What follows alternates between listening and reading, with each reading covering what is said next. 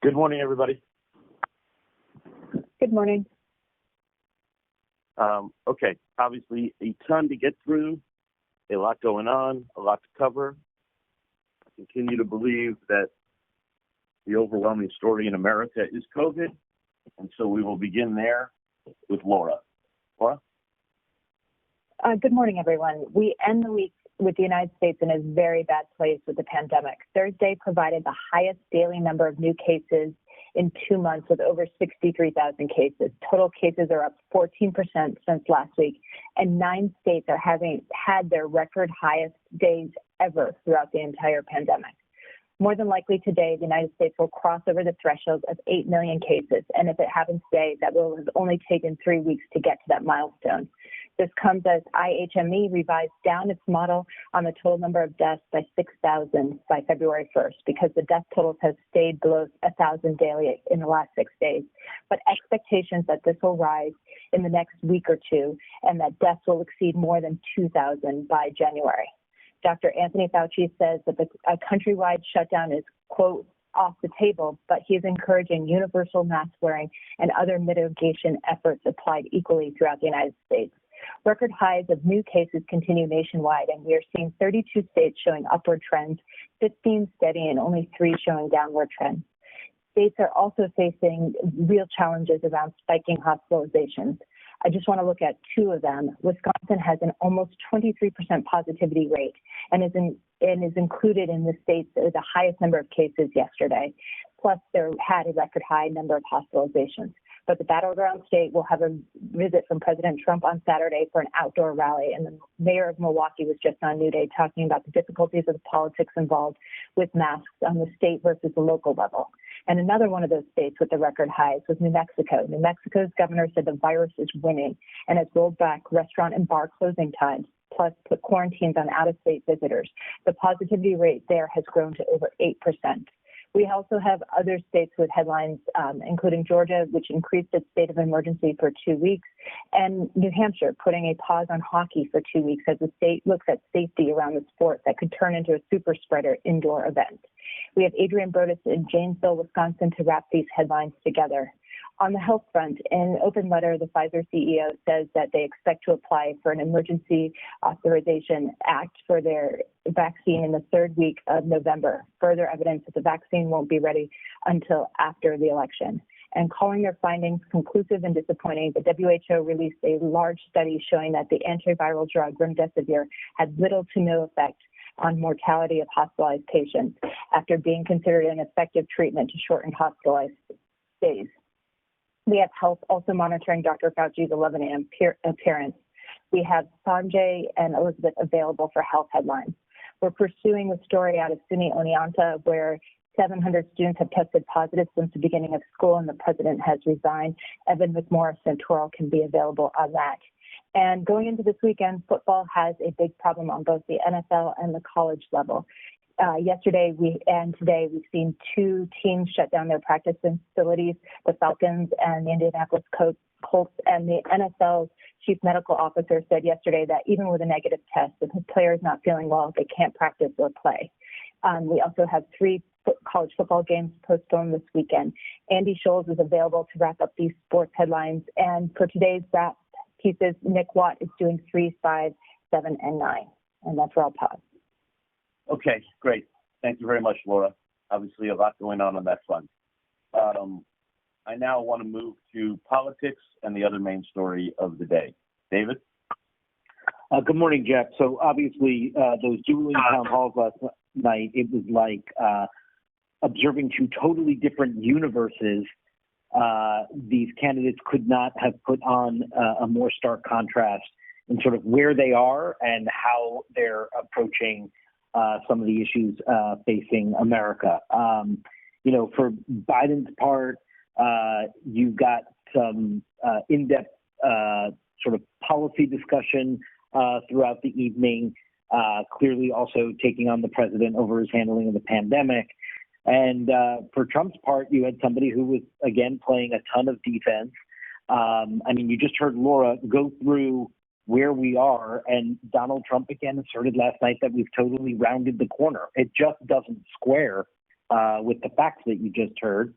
He refused to say whether he tested negative on the debate day. He was still questioning the mask, the science behind masks, saying he's fine with it, but then there are people that say, other things about masks. When you had Biden at his town hall saying Trump says he doesn't want to panic America, but that Trump panicked in the moment that America needed him most. So that contrast was just quite clear. Just a few other highlights. In Trump's town hall, again, on healthcare, I think it's really important to look at his answer on healthcare. Once again, absolutely no answer about a plan to replace Obamacare should it be, overturned entirely and removed from the books. And he touted the success of getting rid of the individual mandate, but he was pressed and he clearly had no answer on what would replace Obamacare, something he's been promising to repeal and replace for years, and just doesn't have an answer on it. And of course, he was touting QAnon, for strongly fighting against pedophilia, but claiming he knows nothing about it. I mean, we all heard him talk about the fact that another thing he seems to know about QAnon supporters is that they like him. And so clearly he did not want to offend anybody who has affinity for him, even if they are supporters of this nutty conspiracy theory. Which again just gets to the point of Trump doesn't seem to know how to get out of his own way in this moment. I was surprised at how little he was sort of taking on Biden in his town hall last night. I totally expected him to sort of unleash an avalanche of Biden attacks, and he didn't. He spent most of this on defense. On Roe versus Wade, he didn't want to get anywhere near that with a 10-foot pole. He didn't want to do 1 ounce of disturbance to Amy Coney Barrett's confirmation process, continuing to move forward. And he clearly thought if he weighed in on that topic, it would give the opposition some kind of ammunition. Biden took questions on the 1994 crime bill and why young African Americans should vote for him if he just perpetuates an unjust system in America. I thought that was an interesting exchange that might be worth conversation today. And then obviously he also said that SCOTUS packing, he changed his timeline. He will answer that question now before Election Day, not after. He restated he's not a fan of it. But he continues to dance around this issue in a really sort of not typical way for Joe Biden, and says he wants to see how the process goes forward in the confirmation process before he weighs in fully. But he now says we will hear from him on this before Election Day. Of course, that doesn't count for the fact that somewhere between 10 and 15% of the electorate, expected electorate in this election, has already cast their ballots. Non-town hall, just a couple notes. You had fundraising figures finally released by the Trump campaign, and you see, we mentioned yesterday in this call, the September record-breaking haul from Biden and the Democrats, $383 million. That is now compared to the $248 million that Trump and the RNC put out. That $135 million discrepancy in the month of September in funds raised is just astonishing. And again, you see the discrepancy in cash on hand also heading into October 1st. But I would also just note, now that we have all these fundraising numbers in the Senate as well, if you could just look at a graphic of what the money looks like on the Democratic side in most of these contested Senate races as well, it's just a dramatic example of the enthusiasm that is out there financially for Democrats. It really is eye-popping. And we've got a very busy day on the campaign trail today. President Trump has 3 events today in Florida and Georgia. Mind you, 3-event day, just 2 weeks after his positive diagnosis or 11 days or so since he got out of the hospital, and he's got a very busy day on the trail. One of those Florida events, of course, is very focused on seniors, which we've talked about, and you saw that Zeleny piece yesterday. Pence is going to be in North Carolina, and Biden's got a bunch of activity in Michigan today. That's where he'll be on the trail. That's also where Miguel Marquez is looking at the Michigan Senate race there. It's one of the very few places on the map where Democrats are playing a little bit more defense than they would like in a race that's closer than they would like. And obviously, if the incumbent Democrat Gary Peters were to lose to the Republican there, that seriously complicates the Democratic math in terms of trying to get the Senate majority. So Miguel's going to take a look at that race there. And then I just want to note back in Florida again, I know we talked about registration numbers yesterday, but the final voter registration numbers out of Florida are very interesting to look at, and I think noteworthy. The Republicans have dramatically narrowed that Democratic advantage in Florida with voter registration. When Donald Trump won that state 4 years ago, Democrats had something sort of 340,000 plus advantage among registered voters over the Republicans in Florida. That's now down to 138,000 or so, which is a significant narrowing in the final Florida registration statistics. So that is worth noting, and I think that is where we start. All right, David, thank you very much. Obviously, a lot to sift through there. Before we open up, let's move to D.C. because there's a couple important stories coming out of D.C. this morning as well. Okay, so I'll just start with cleaning up on the COVID front. So a couple things from Sarah Murray and Jeremy Diamond have good new reporting coming this morning about Regeneron and obviously this antibody cocktail that the president got.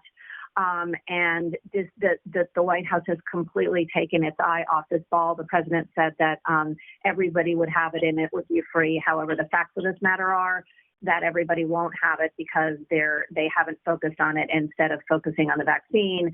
And so something that actually could have worked, like everything else with COVID, is unlikely to come anytime soon. I also just want to point out that Chris Christie of it all, he obviously last night saying that he was careless at the White House. He was on with George this morning saying that he urged Trump to go further on masks, that he made a mistake. He had been so careful, but he was lured into a false sense of security because of testing, and got the same sort of answer from the president that, he is supportive of masks, but he can't force people to do that. Turning to the whole Rudy Giuliani of it all, there are significant questions this morning about how Rudy got those emails that have been out.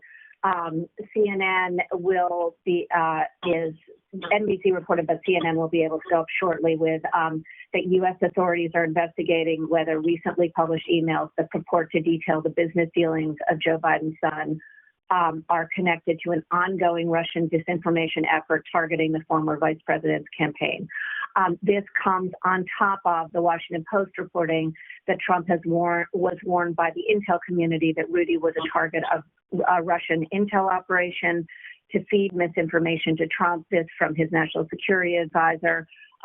Trump's reaction was to shrug his shoulders. And Rudy this morning on Fox, even they challenging him on how he can be sure about this not being contaminated material. Rudy's reply was, he was never warned about that, and I'm a U.S. citizen. Someone would have warned me. No one did. I have never heard that before. But clearly significant questions this morning about how Rudy got those emails. Also to note on this, a YouTube channel linked to Steve Bannon.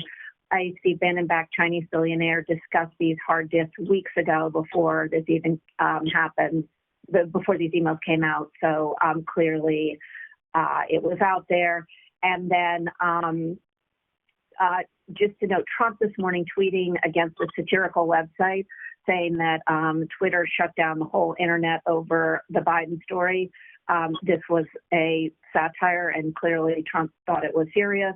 And then just last but not least on the Giuliani story, the Giuliani's daughter joining a list of daughters this morning, penning an op-ed in Vanity Fair endorsing the Biden-Harris ticket. And that's that on those stories. Yeah, okay, I'm going to open up in a second. Rudy Giuliani's daughter is a guest tonight on AC 360, and there is a term for what Rudy Giuliani is suspected of being, which is useful idiot. Okay, so obviously there's a ton between COVID and politics and Washington and Giuliani and Chris Christie and all of this. So let's open it up to thoughts.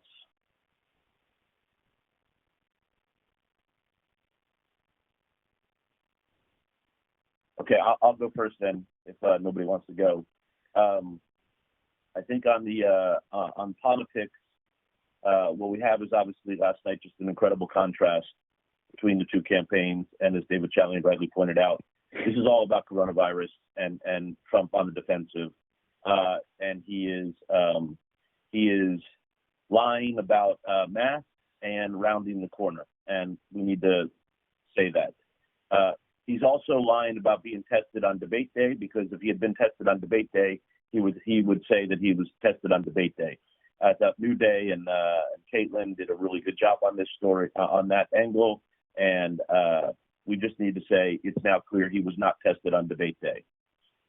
He clearly continues to be the conspirator in chief with QAnon and Navy SEAL 6 Osama bin Laden story.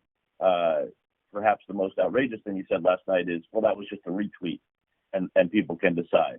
To David Giuliani's point, he gave no answer on healthcare, and he gave no answer on Roe v. Wade. And he may have been trying to appeal to women, but the fact that a pro-life, deeply conservative president wouldn't say that he wants Roe v. Wade overturned was a somewhat stunning answer. On the other side, Biden, as David pointed out, admitting the 94 crime bill was a mistake, and his continuing inauthentic answer on the Supreme Court, as David so well pointed out last night, is so against who Joe Biden is. Given there's plenty to discuss about Donald Trump, I think we need to make sure that we're calling that out. And then on the Rudy Giuliani story, this is a really important story.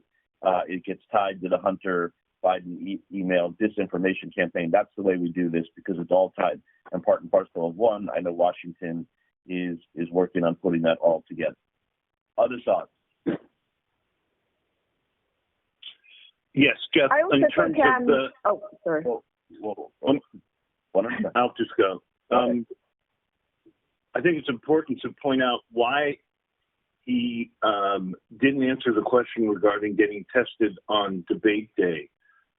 Wasn't there an agreement with the candidates and the commission that they would assert that they did get tested on debate day? And so he just blatantly didn't do that and put everybody at risk. Don't we have to complete the sentence, because our viewers don't know that? Yes, we do. And perhaps it was because he was afraid he might test positive. And also, by the way, I think that Sanjay tiptoed up to this a little bit today, but the Cleveland Clinic is also deserves a little blame, because they were supposed to be responsible for this. Other thoughts? Hey, Jeff, can I just jump in on that real quick on the testing on debate day? Just a reminder from us and really from Nadia Kudang, who's flagging this to me as well.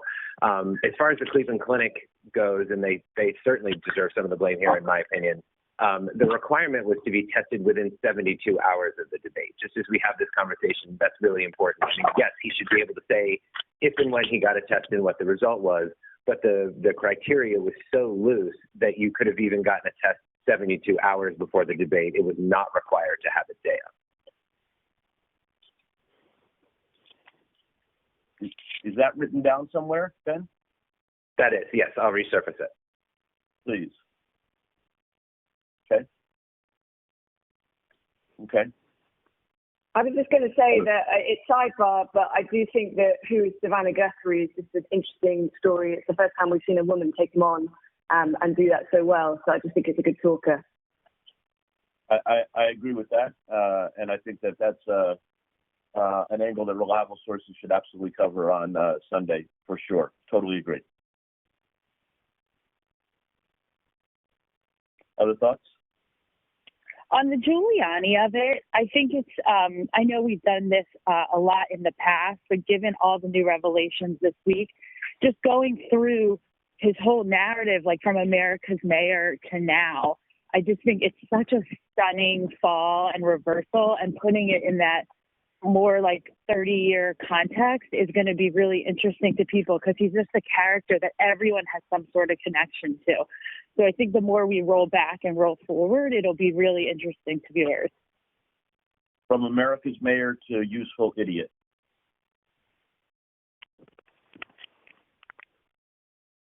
Other thoughts?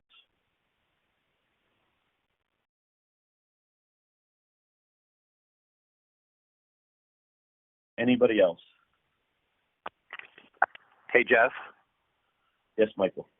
Hey, I just want to weigh in on, I do think that it's really important to, every time we have a Biden person on, to press them on the Supreme Court thing. And as Allison asked Simone Sanders, and again, they're going to dance around it and wait for his decision. But I do think he did commit to giving an answer. And so we just have to keep asking him what his answer is going to be and when is he going to give it.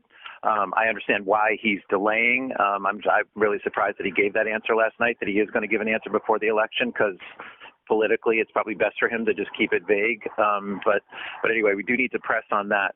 But I would like to just expand on what David said about Trump's answer on health care, because it's really sort of reflective of the night.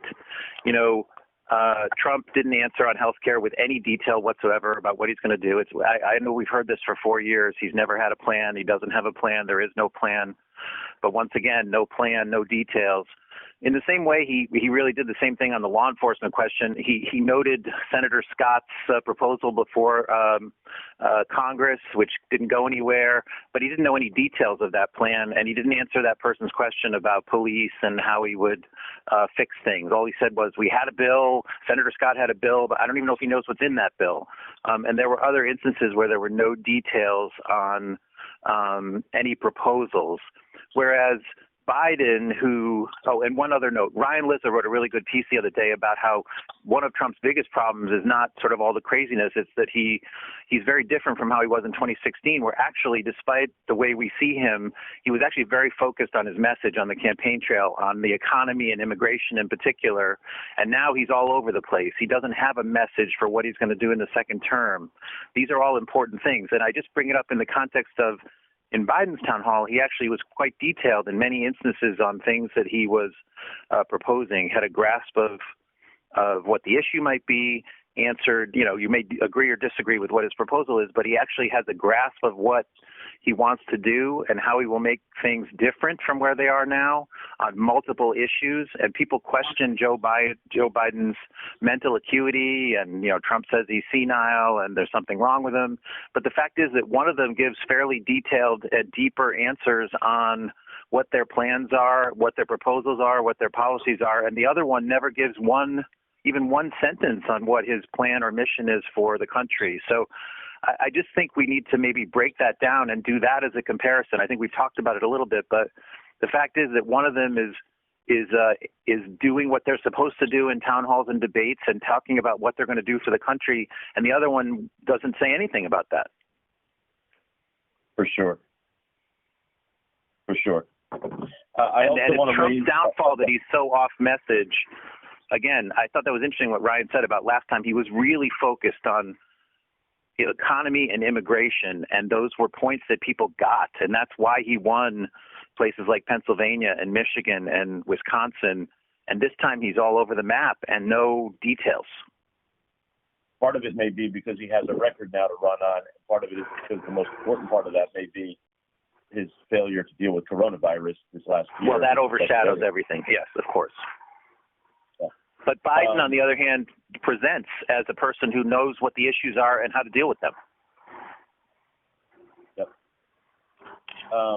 But I think it's important what Michael said, which I tried to say before, was, there's a lot to run through here after Trump last night, but we do need to make sure that we're also holding Biden's feet to the fire, especially on the Supreme Court and the crime bill, so that we're doing that. I also want to raise the issue that, I do think this, just like it's clear that Trump was not tested on debate day, because if he were, they would say so. So we should say that. At the same time, this Ben Sass audio, clearly Ben Sass wanted it out there, okay? He talked to however many thousands of people, and his office confirmed it, and this doesn't just happen by accident. So they clearly wanted it out there, and I do think that it's very noteworthy. We talked earlier this week about Republicans beginning to separate themselves from Trump. This is the most blatant example. So you have that. It's only a matter of time before Trump tweets about Ben Sass. You have him going after Susan Collins this morning. This is a guy who this week has gone after Christopher Wray, Bill Barr, Stephen Mnuchin, Susan Collins. So I do think the whole story of Trump going after even his allies. By the way, when we see Ben Sass somewhere, we should ask him who he's voting for, so that that's clear too. Other thoughts? Hey, Jeff, it's David. On the Ben Sass issue, I mean, I obviously agree with you. You want it out there on purpose. My question, I guess, for David Channing and whoever else is why? Is it because it will help him in Nebraska now, or is it because he thinks it'll benefit his long-term political interest? I mean, I think probably more the latter than the former, but I also don't think he thinks there's great risk in Nebraska right now. So.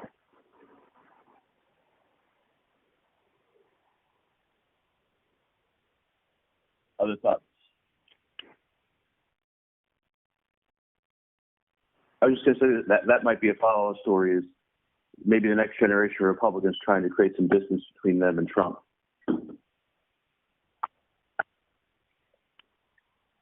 Hey, Jeff, another thing I think that there could be a follow-up on today, even though we've addressed both of them over the last couple of days. One relates more to last night, but one started earlier because of the retweet of the allegations that Biden and Obama murdered Navy SEALs to cover up the fact that Osama bin Laden wasn't killed. He said the Virginia noted this morning he retweeted the satirical thing about how the internet or the Twitter had slowed things down to prevent negative Biden news from getting out. And the way he wrote his tweet on that retweet is evidence that he had no idea that this was satire. But his line last night about it's just a retweet, people can decide. I do actually think he overran her words a little bit, but Savannah's response to that about, well, you're not somebody's crazy uncle who's just throwing shit out there. You're the president of the United States, and he has 70 or 80 million Twitter followers, and he knows perfectly well that anything he sends out is seen by a huge audience and creates conversation. And, we've heard obviously from one of the Navy SEALs, et cetera, but I mean, that was so outrageous to put that out, that theory that Biden and Obama, had Navy SEALs murdered to cover up their fake killing of Osama bin Laden. I mean, I can't think of anything sort of more outrageous than accusing the previous president of murdering members of the U.S. military. And, he says, well, it's just a retweet. People can decide on their own. He's retweeting all kinds of stuff. Some of it's more important, some of it's less important. But he knows what it is. And I really think that a whole story about the president's retweeting would probably be a good idea.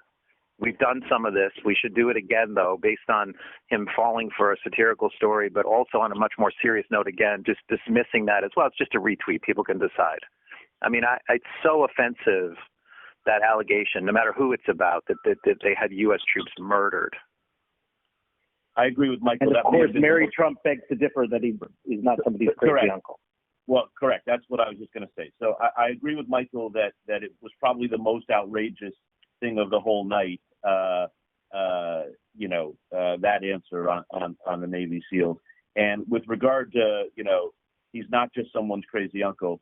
As David just said, he is someone's crazy uncle. And I think Mary Trump would actually be a very good guest to address this today, because I think that would be great. I think that would be great, the crazy uncle angle. But I also think a story just about his retweeting and how, you can't just slough that off. He's the president, and he's got the largest Twitter following of anybody, and it's really incredible.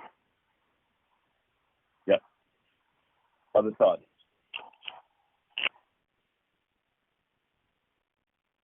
Anybody else? Okay, then let's circle back to domestic, Laura, and the rest of domestic. Sure. Just three things to highlight for today. The Trump administration rejected California's request for disaster aid after the destruction and massive wildfires that have happened this fall. 6 major fires, including the state's largest in history, the Creek Fire. And the financial impact on this that continues is, the political fighting here that is causing this rejection is something we are looking into. We're looking into both reaction from FEMA and the White House. We have Dan Simon available from San Francisco on this. We have Josh Campbell picking up off of yesterday's Trump event where he gloated about the killing of the Portland Antifa.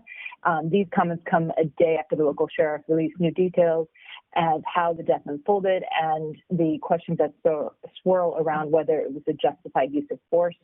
And there are 2 different sets of hearings today for 7 of the defendants charged in the kidnapping plot for Governor Gretchen Whitmer. We have Shimon Prokupecz available from New York City on results of that. And that's where I'll pause. Okay, Laura, thank you very much. International. So we're really focusing on the unraveling COVID crisis in Europe and the explosion of cases there. New number of COVID cases is far exceeding the rise in new cases in the US by around 42%. And actually some kind of startling news that we think that the daily mortality rate could be 4 to 5 times higher than the first wave. So a serious crisis there. We're kind of looking at what is behind it. We don't really know what differs from country to country and what measures are coming into place. We've got this curfew that is taking place in 10 French cities starting at midnight tonight. Jim Bitterman is on that and can explain what all that means. London is going to tier 2 crisis level, which basically means that you can't go inside with other families. Phil Black is looking at that.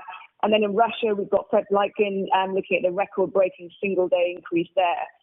So that's our kind of Europe focus, and that contrasts very much with what we're seeing in China, where, as we've been reporting throughout this week, this testing of nearly 11 million people is almost completed. We should get the final result from that imminently. But at the moment it's revealed just 13 cases. So it just really shows that China's playbook is kind of very, very different to the rest of the world. And whether or not we trust them completely around the numbers, they're certainly dealing with it better than anybody else. And also, interestingly, we now know that the 2 dock workers that came positive with COVID in the middle of September were at the root of all of this. So Selena Wang is available on all of that. So those are the kind of COVID angles. The only other story that we're looking at beyond the US news is the situation in Thailand, where more than 50 people have been arrested. There's a real crackdown being carried out by police who are using water cannons on these protesters. So Jonathan Miller has a piece on that. He's also doing a walk and talk, and he's available live. And we're going to do a piece just looking at these 2 student activists who were arrested after this confrontation with the Royal Motorcade on Wednesday. Just a really interesting story, who they are. They're likely to become the kind of icons of this situation. And also they're facing a possible life sentence. So that's a good story for us as well. Thank you, Mira. Business. Jeff, good morning. U.S. futures ticking higher this morning. The state of the U.S. consumer in focus as retail sales figures showed a huge beat. As Romans noted moments ago on New Day, this data shows that the U.S. consumer is more resilient. Clothing and accessories led the gains. Sporting goods, music also jumped. But curiously, there was a drop in electronic sales, which some economists view as a harbinger of an economic slowdown to come. And of course, this will all come into focus as we near the holiday shopping season, which will be key as the economy heads into 2021. Ian Shepperton from Pantheon emailing me moments ago saying this is solid, but clearly this will be hard to sustain if COVID cases keep rising. And JP Morgan also warning that without further government stimulus, workers may actually hold on their spending and cut it out. So we're going to be following that closely. David laid out all the highlights of those dueling town halls, and of course, Biden brought up the state of the U.S. economy, focusing on the V versus K-shaped recovery. Biden reiterating that if you're on the top, you're doing very well. If you're on the bottom, your income is coming down. Both town halls happening a day after a brutal week of unemployment claims. Christine Romans is up and available on that. And I just want to highlight Vanessa Yurkevich has a fantastic piece on Broadway. We spoke about this last week, but Broadway announcing it is going to remain dark until the summer of 2021, a devastating blow to the nearly 97,000 workers and an economic impact of $14.8 billion to New York City, not just Broadway, but small theaters across the country are suffering amid the pandemic. So she has a piece up on that this morning. And of course, everybody looking to DC for more stimulus. And the bottom line from Mattingly, chances of a deal looking very small, even though both sides are talking. Of course, we know media is all over the litany of threads from last night's dueling town halls. The president lost the fact-check battle and continued to push a litany of disinformation. Brian Stelter, in his newsletter, coined it perfectly, saying that it's because of Trump's poisoned information diet. So he has been up on that. And Donnie O'Sullivan is tracking all of those threads on the QAnon conspiracy theory that we spoke of. He also has profiled a former QAnoner who now says that QAnon only hurts people and has helped nobody. He is up and available around those threads. And finally, in a mind-boggling admission, Steve Scully, C-SPAN's network executive producer and political editor, being placed on administrative leave for lying about being hacked earlier this month. He admitted to errors in judgment and apologized in a statement. Of course, the president taking a victory lap on this, proclaiming on Twitter, "I was right again." Brian Stelter and the media team are tracking all of those stories, and that's where we begin. Well, Trump was right, and once again, the media plays into his hands. There's plenty for Reliable to cover this Sunday. Anything else out of Washington? Just these early voting numbers continue to just be every superlative, eye-popping, everything. Nearly 18 million. North Carolina hit a new one-day record. Georgia, 62% increase over 2016. David talked about the registration numbers in Florida. And then in Texas, this on again, off again ballot box situation, a judge overnight struck down Abbott's order limiting the drop boxes. So I'm guessing we're not done with that. But that's the latest turn in that. And Pam will have her wrap. And Kristen was up this morning.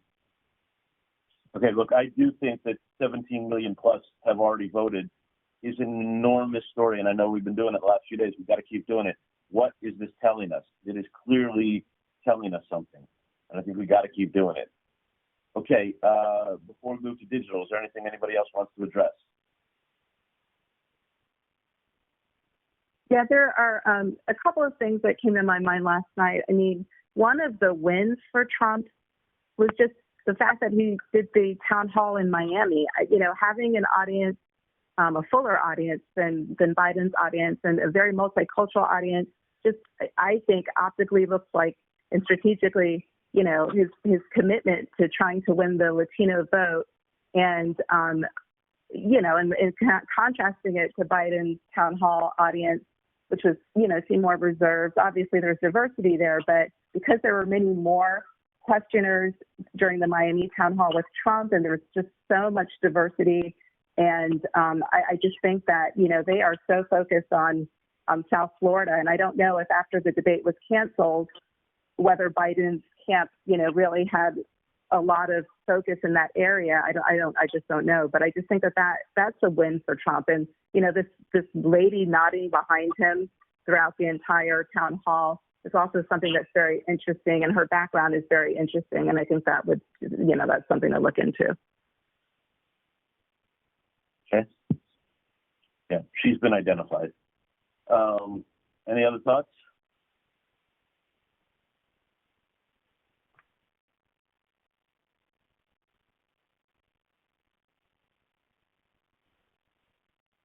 Digital. Hey, good morning. So 33.4 million uniques yesterday. The DLE covering both town halls last night was our top story with over 2 million uniques, and also topped in consumption time. So audience was really following and reading the DLE last night. Then 3 more over 1 million uniques yesterday. Biden campaign halts Harris's travel after coronavirus scare.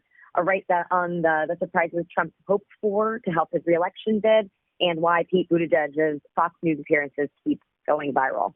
Right now, Stephen Collinson analysis on the town halls with the headline, America's 2 polarized political realities live on primetime, has over 12,000 concurrents, followed by our takeaways piece from the town halls from Kevin Liptak and Eric Bradner, and one from Mae Reston on the stark contrast between Trump and Biden on display rounds out our top 3 this morning.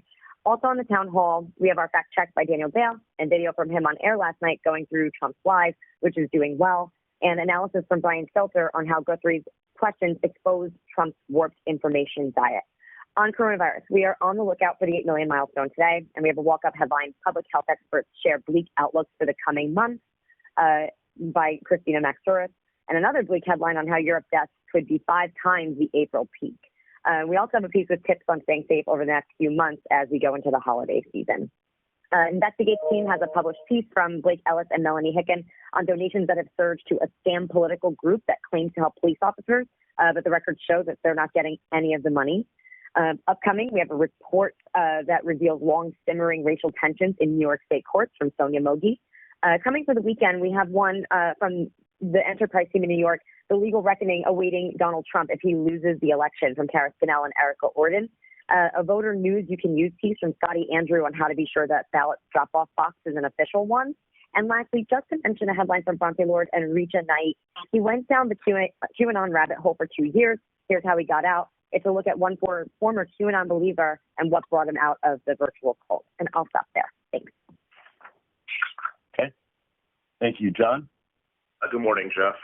So all the alarming superlatives around the COVID cases are in the top position right now. Elizabeth Cohen on that.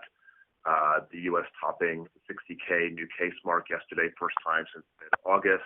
9 states with their highest single-day case count ever. And then also waiting to mark the 8 million case mark, which should happen at some point later today. Fauci speaks at 11 a.m., so we'll watch for him there.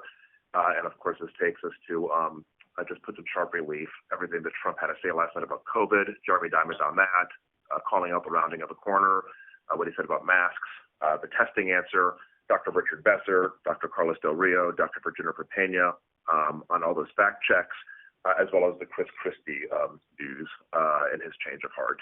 At 11 a.m., we're going to break the Sarah Murray story that was mentioned on this call about Trump and Regeneron. She'll be up with John King, and we'll continue to hit all these headlines across the country. Adrian Broadus on the Midwest spiking cases, Evan Santoro on the SUNY Oneonta story and the chancellor being forced out.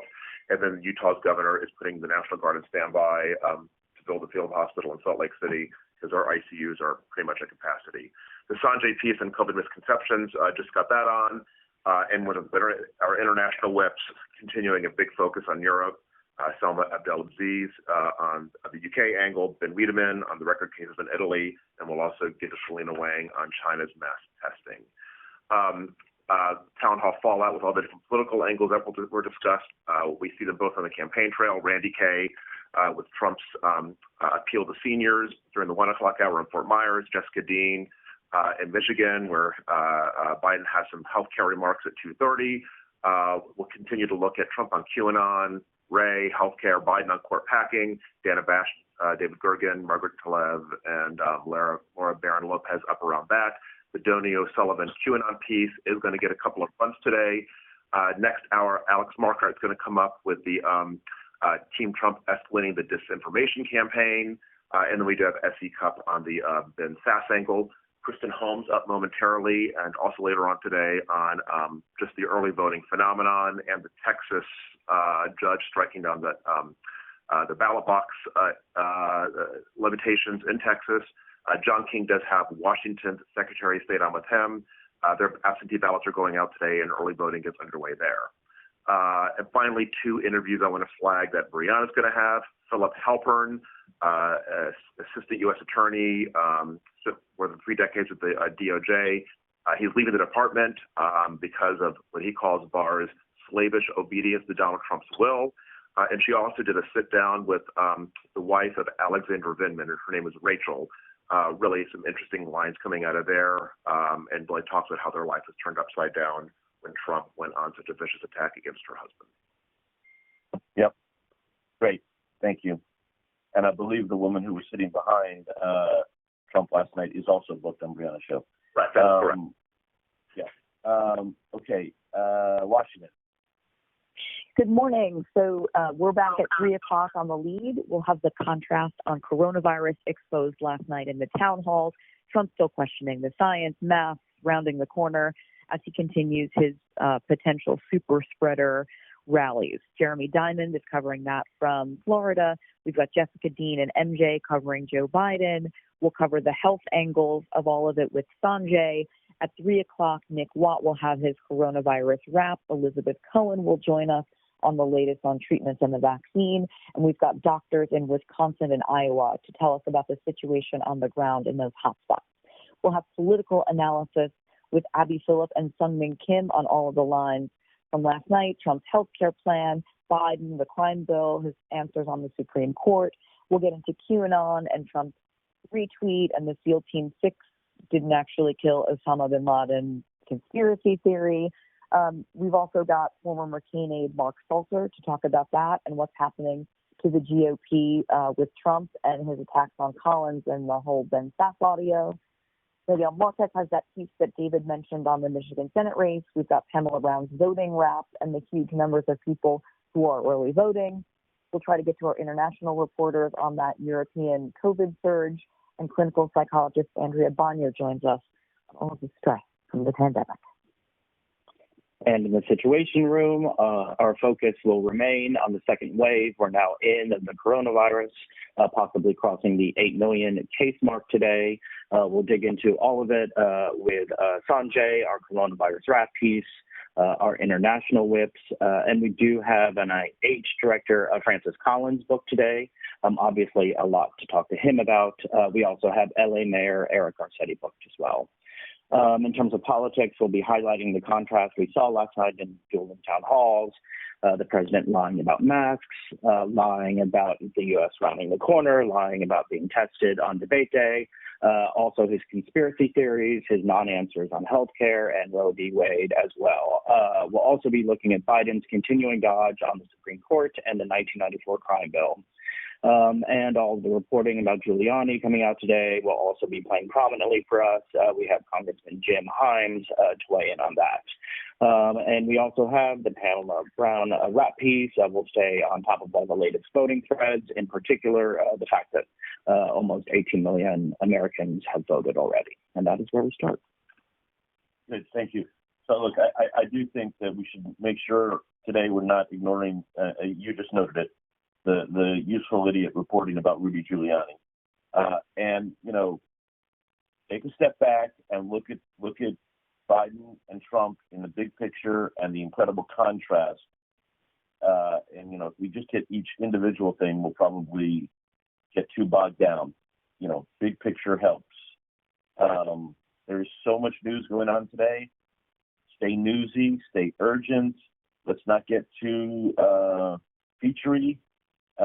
And let's not overbook our shows. Let's rely on our reporters and our analysts. Don't overbook. There's a lot to get through. Does anybody have anything they want to bring up before we move to the weekends?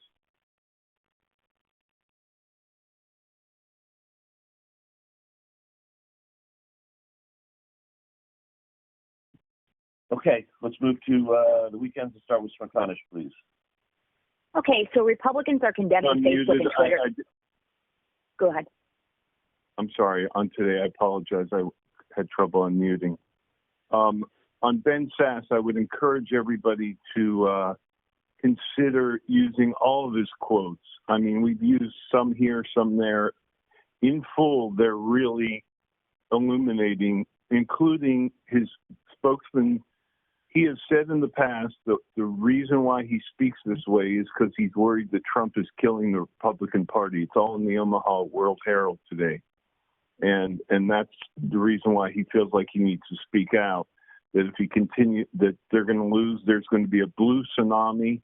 As we were talking earlier, why is he doing this? He is saying why he's doing it.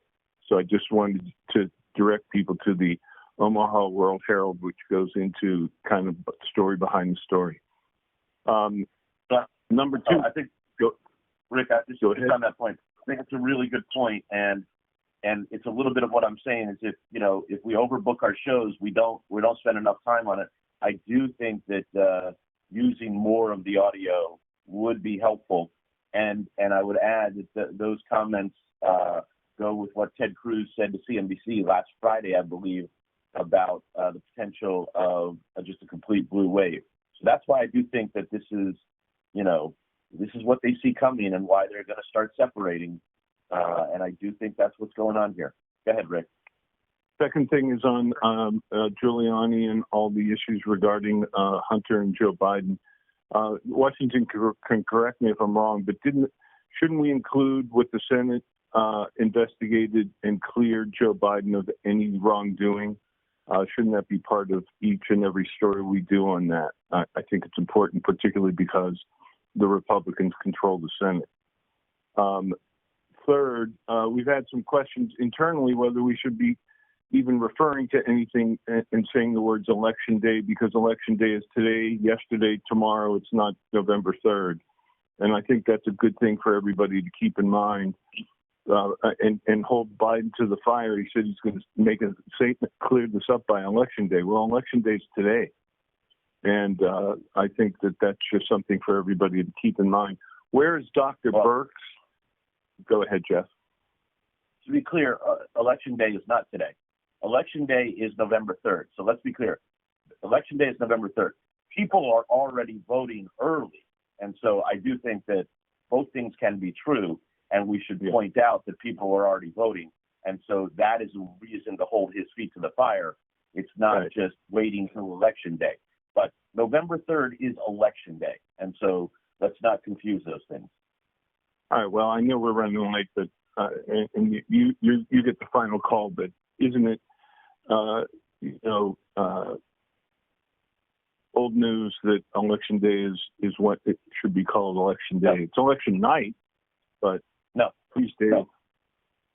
One of the I'll take the opportunity for one of the 6 times a year I get to decide. Election Day is November 3rd. So I want Election Day to be November 3rd to be Election Day. Voting has already begun, but Election Day is November 3rd. Go ahead. Okay. Dr. Birx, Jeff was talking about we're almost in a second wave. We have no Pence task force seemingly meetings or press availabilities, and I think we ought to call this out. What's going on here? More people, 60,000 tests yesterday, and all the states, no green states on our map, and we got nothing from the task force. I think that should be something that we point out, and that's it. Thank you. Anybody else? Okay, Smirkanish. Okay, so Republicans are condemning Facebook and Twitter for limiting distribution of an unsubstantiated article about the Bidens. We have Scott Galloway on that. It is interesting, a new Pew study on Twitter use concluded that just 10% of users produced an astonishing 92% of all tweets, which is just a reminder that Twitter does not represent the real world. Another segment we're doing, should there be an age limit on politicians? We ground airline pilots at 65, but our leaders piloting the country are 1, even 2 decades older. We have a minimum age to run for office, but there's no retirement age. Trump and Biden are 74 and 77. Biden will turn 78 in November. McConnell, 78. Pelosi, Leahy, Claiborne, 80. Hoyer, 81. Inhofe, 85. Shelby, 86. Grassley and Feinstein are both 87. The average age of the congressional representative has been increasing since 1981. Is this best for America? Should there be an age limit? 75, maybe 80. We have University of Washington professor Daniel Besner. He says we must have lawmakers who look like the people they represent. And a segment we wanted to do, but because of breaking news, never had a chance, yard signs. I mean, Michael has people calling into radio all the time. So-and-so's going to win. There's yard signs everywhere. Do they make a difference? This has actually been studied. We have the Yale professor who did that study. And according to the CDC, compared to the last 2 years, anxiety has tripled, depression has quadrupled. But how are teens dealing with COVID? Surprisingly, new research shows that the percentage of teens experiencing depression is actually lower in 2020. Apparently, more sleep and family time are having a positive impact on them. We have the psychology professor at San Diego State University behind the study, Gene Twenge. That's where we start. That's a really good lineup. Thank you. Let's move to Sunday and start with Inside Politics. We'll delve into Trump 2 weeks to go with Maggie and Josh Dawsey lying about the pandemic, masks and testing, spreading more false theories, trying to manufacture another October surprise a la 2016 as some GOPers, Sass, Baker, and Hogan start to distance themselves from Trump. And Biden was 2 weeks ago. His message the same since the beginning: unity, civility, responsibility. His case for election and the question he didn't answer. The Dems' huge fundraising advantage and Obama as the closer, plus a magic wall look at the path to 270 and Biden's crosstab advantages with women and seniors. And another COVID wave with Dr. John Ranney, and we'll also delve into the huge early voting in court cases with the New York Times' Jim Roosberg, and that's where we start. Thank you very much. State of the Union. Hey there. We have Trump campaign senior advisor and Trump daughter-in-law, Laura Trump, so we will press her as Trump does a rally in Wisconsin as the state is facing surging COVID-19 cases, about the responsibility of that, the president's misleading information about masks. We'll try to get some clarity once again on whether he followed the rules and was tested 72 hours before the first debate, and whether he will definitely be tested before the next debate. His crazy answer on QAnon, his major problems with female voters, his answer on Roe v. Wade. We'll see what else comes up in the next couple of days. We're still working on our Biden voice. We also have Illinois Governor J.B. Pritzker. The Illinois Department of Public Health reported the single highest day of new cases there yesterday. And so we'll talk to him about the growing second wave, and also ask about stimulus, as it looks like a deal is far from happening in Washington. And finally, we have Fareed joining us to talk about his new book, 10 Lessons for a Post-Pandemic World. And that's where we start. Thank you very much. GPS. Thanks, Jeff. Of all the topics discussed on the campaign trail, there's been little about foreign policy. We're going to try and rectify that. We think we have Tony Blinken and a Trumpian national security official to be determined to discuss what the foreign policy of their respective candidates would look like if they win. We have Larry Summers, who will be on to talk about the tale of two economies, big banks and companies like Amazon booming on one side, and then on the other side, 8 million people slipping into poverty and small businesses failing. Noah Feldman and Emily Bazelon will be on to talk about Amy Coney Barrett and what we learned or didn't from this week's hearings. And Fareed's take this week is on the inequality problem in America and around the world that continues to be so greatly exacerbated by the pandemic. And I think it's smart what you're doing, because I believe the debate next Thursday night is supposed to be about foreign affairs. Yes.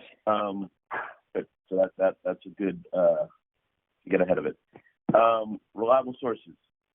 All right, what's come up a lot on the call, a lot of town hall fallout here. What happens when Trump strays from Fox? Savannah's great job.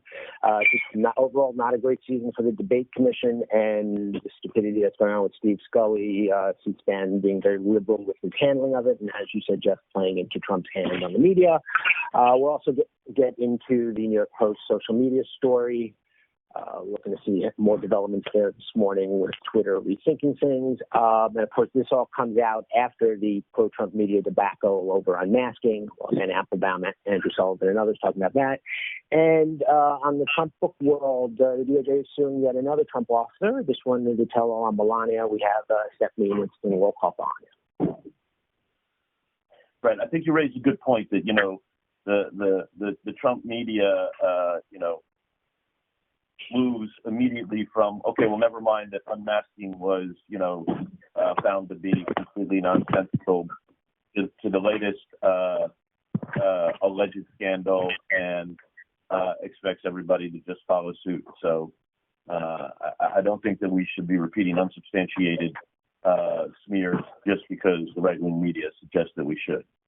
Ben Tinker, I think you wanted to add something? Yeah, thanks. Just really quickly, I know everyone's favorite map in the Element Builder is the case trend map this week versus previous week. But just a reminder to everybody that if you go in and you play around with the templates that we have in there, you can tell some much deeper, really interesting stories. For example, this morning, if you take a look at where this virus is now versus where it was at different points in the pandemic, it really paints a striking picture. And Amanda Watts, as an example, for shows, we'll have an email out shortly to sort of show over time where this is concentrated. And if you look at it at the beginning, where the different peaks were, in the Northeast and out in California, and you look at where the virus is now, it is a stunning picture, and we'll have that out shortly. And I would encourage people to look at that and use that today. Okay. Thank you, Ben. Anybody else? Hey, it's Cynthia, Jeff. I just wanted to point out two Latin America stories. One is that it's the Bolivia elections this weekend, and even though Bolivia is far away, as you know, it's been very conflicted after the ouster of Evo Morales. And the last one is that the ex-defense secretary for Mexico under Peña Nieto was arrested in Los Angeles yesterday. And the reason it's important is because López Obrador is actually complaining about it. He is very linked to the El Chapo case. He was arrested by the U.S. government. We had Castañeda on this morning. There's a drug story involved in this, and there might be some interesting stories with Mexico. So that might be brewing over the weekend. Just two Latin American stories to keep our eyes on. Yeah, that was very interesting. Anyone else? Okay, so just a reminder, there's a ton going on. Let's try and get at it. Let's stay newsy. Let's stay urgent. Let's not repeat news from earlier in the week. There's too much going on now. Stay newsy, stay topical, and don't overbook our shows. Let's stay with our reporters and our analysts. People are looking to us for information. Let's give it to them. Let's be smart and analytical. We've got a tremendous 2.5 weeks ahead of us. Let's stay focused. Let's stay smart. No mistakes. Error-free ball. Don't rush things. This is an incredibly important time. The world is relying on CNN, the United States and the world looking to us for what's going on. Let's accept that responsibility. Thank you in advance. Have a good day and a good weekend. Take care, everybody. Bye-bye.